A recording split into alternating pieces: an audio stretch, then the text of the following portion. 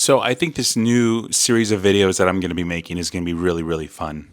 The idea behind this all is just to show you my creative process from start to finish on every single original song I've ever written and any cover songs that I work on. So with that being said, we're going to start from the very beginning of this music project with the first song I ever wrote, Don't Let Me Go. So before I even start this song, I just want to give some insights on the foundation of this music project. When I started wanting to craft how this music was going to get made as a guitarist first, before even being, a producer, mixer, and all this other stuff, I wanted to definitely have the guitars scaled back.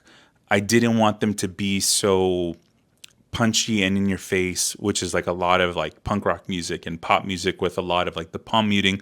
I wanted that gone for sure. Like seasoning on food, kind of like the element feel of music, not necessarily being the forefront of it all, but just, kind of like sitting behind the mix a bit to where you can hear it, be like, oh, it's there, there's electric guitar, but it's not, leading the way of the song. I also wanted to make sure that the chord progressions I was writing, not, just have it as a standard 4-chord progression like every single pop song that you've heard on the radio or anywhere in the world, or punk rock song. I wanted to make sure that there was different voicings for the chords. I wanted to really push myself by limiting the amount of chords or vastly growing the amount of chords, but never really staying in the 4-chord area.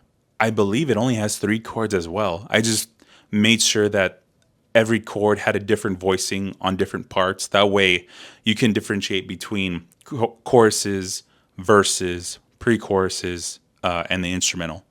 Another building block of this music project was that I wanted to have the drums and the bass to be the forefront, leading the way. That way you can like really feel the music, and you can also feel the bass kind of grooving a bit. I also wanted to incorporate a lot of percussion because I think percussion's really awesome and it's severely underrated. And I also wanted to incorporate keys because when I started off this project, didn't know how to play any sort of piano, keyboard, any of that stuff. Didn't know how to play. So this project forced me to learn that stuff. And I'm still like not the best, but I can at least write music that incorporates keys and synth and like a bunch of other different instruments that I've included in the songs that will eventually break down. So here we go.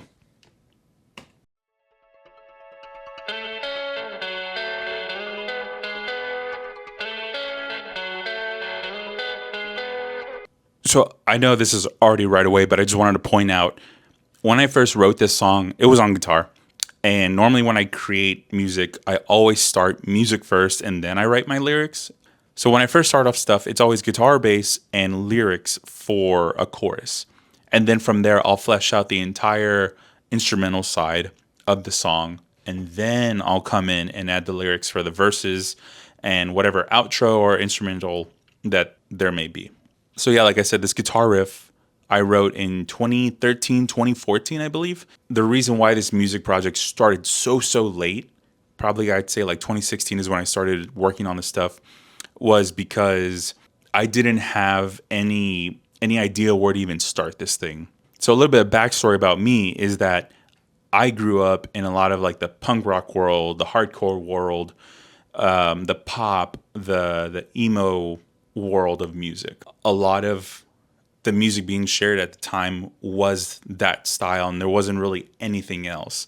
Now, emo music was on the decline around the 2013, 2014 time, and then indie music kind of just came in out of nowhere. It seems like on the waves of Spotify playlists, and they just kind of like took over because now, or at least in 2013, everywhere you would hear is like a new indie artist with a new single, and it was, catchy as hell.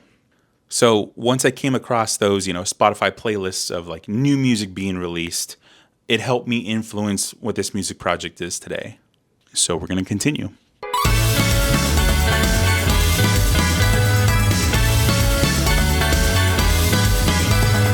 Another note I want to make is that when it comes to the percussion and drums, I wanted to make sure that this music project was leaning more towards like the Mexican culture and the Mexican style. And I know there's a bunch of different genres, just some sort of like Latin feel. And that's why I choose to not have the drums be as, straight. I like to add different accents and things like that. I will say my jargon when it comes to drums is not good. So I'm sorry if I say the wrong thing. So yeah, but for the most part, I want to make sure that there's like a little pizzazz, I guess, on the drums. Turn on the lights, it's Friday night, time to see what the night will bring for you or for me. Maybe the dance floor will bring someone like you that might be the one. I will say that writing this song was probably the hardest thing I've ever done. While I had influence from, indie artists and things like that, it still wasn't my exact need or guidance, if you will. I spent a whole lot of time just like fiddling around with a MIDI controller, and a MIDI controller is basically like a small handheld, I would say like a 20 key keyboard, which is that big. There's others that are larger, but for the most part, I just wanted to get a simple one to where I could just fiddle and then just correct the music later on in the process. I admit, like, I don't even know what chords I'm playing on the keys.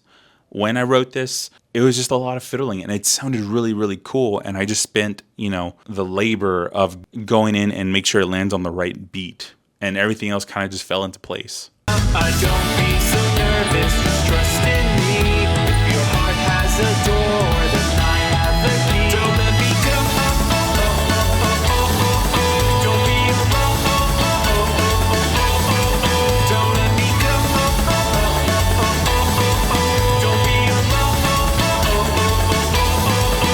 'Cause I want to be your home.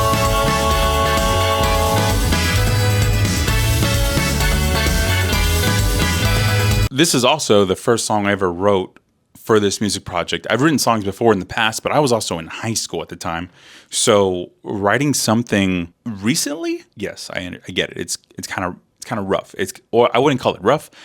I get it. It's kind of newbie, if you will. When I wrote the guitar part back in 2013, then I finally wrote the song in 2016. I was in grad school, and I recall I was just on like the bus rides to campus, and I was just like jotting down anything. I would just loop the instrumental on my iPhone over and over and over again until I came up with something, some line, some lyric.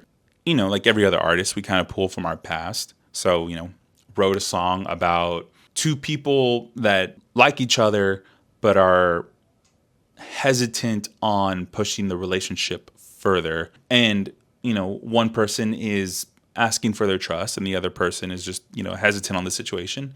And yeah, that's really what the song's about. If your heart is vacancy, then let me in. Can't you see the redundancy of filling it with heartbreak and heartache? They're all just pieces. Can't you see right through the cracks? There's no filling it. Don't be so nervous, just trust in me. If your heart has a door.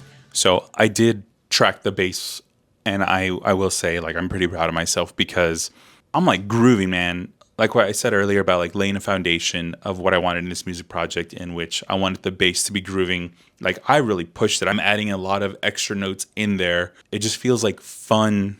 I don't know how else to put it, but like a good, tropical groove that keeps you busy on the bass. It really adds to the song.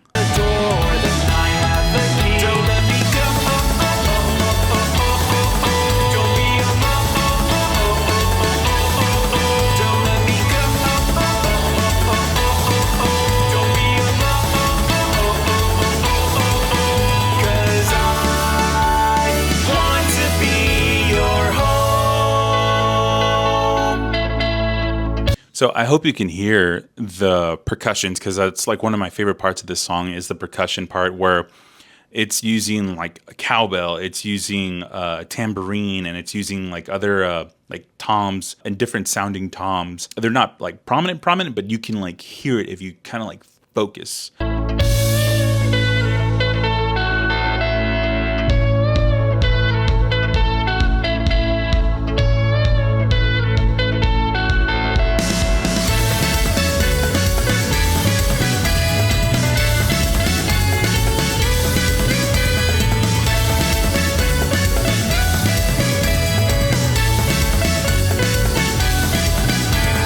This guitar riff was actually like really, really rough when I first wrote it. And I think it's still up right now. The EP has the newer version of Don't Let Me Go, but I have a single out that I first put out in like 2020 before COVID happened. That one has like the rough guitar lick. I left it as is. It's very simplified versus this one. I didn't know where to go with it only because I felt so drained from fleshing out the song with like its new approach and like all the different rules and guidelines I was applying to this music project. So when I came around just to redo the song and I added a whole bunch of like, different instruments and different sounds, I really, really wanted to fix this guitar riff. So yeah, I think I sat for, I don't know, a couple of hours just like, kind of like fiddling around, seeing what sounds cool, getting a feel of like where I should go, not necessarily knowing where I should go. And, I came up with this idea, and I think it's a lot more fun than the original, because I think the original, I kind of just repeat the same lick over and over and over again. Whereas this one, you'll have some repetition, but then it kind of like trails off in different directions. So I think that was like a lot of fun, and I thought that was really cool. Don't be so nervous, just trust in me. If your heart has a door, then I have the key. Don't let me go. Don't be alone. Don't let me go. Don't be alone. 'Cause I want to be. Don't let me go.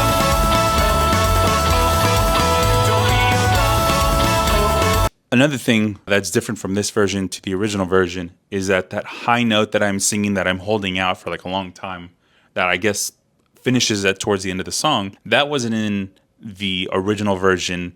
I think I wanted it to be, but by the time, we were trying to like wrap up the song, my voice was already shot. Wasn't able to hit those notes because I had to like, not only sing the melody, I also had to sing the harmonies. And then my friend that was, helping me record this music, he was telling me to sing in these other parts and try different things here and there. So yeah, by the end of the day, my voice was kind of just shot. And I think I did all the vocals done in like one day on the original. This one took me a little bit longer only because I have like about 15 vocal tracks alone here. So yeah, that's definitely a lot of singing. I'm really, really happy that I ended up coming back to this idea and making sure that it fit on this new version. Don't let me go. Don't be alone. 'Cause I want to be your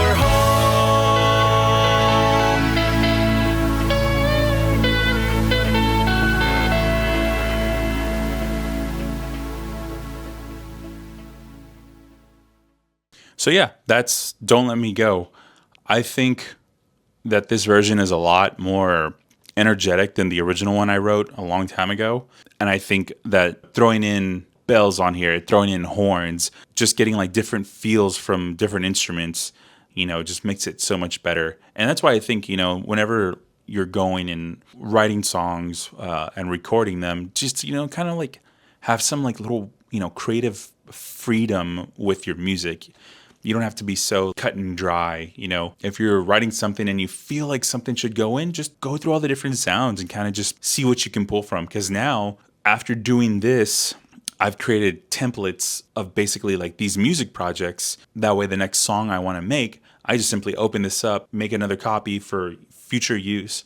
And then the current one I'm using, just start fiddling away, start laying down bass tracks, start laying down guitar tracks, and then just build the song from there. It's that much easier to work on music. It'll be a lot faster, trust me, because there's been times where I've gone through like all of these different sounds and you forget a lot of them because some are so cool, but then you just want to go check the next one and then check the next one and check the next one. So it's a whole process, but yeah, I would recommend to create a template with a bunch of sounds that you like and then, remove them if you want to remove them, or if you want to keep them or add new stuff, kind of just fill in the gaps from there. This is Don't Let Me Go. I hope you enjoy it. I'm going to be doing a lot more other songs. I definitely, just want to talk shop when it comes to music and the whole process of it all. So catch you on the next time.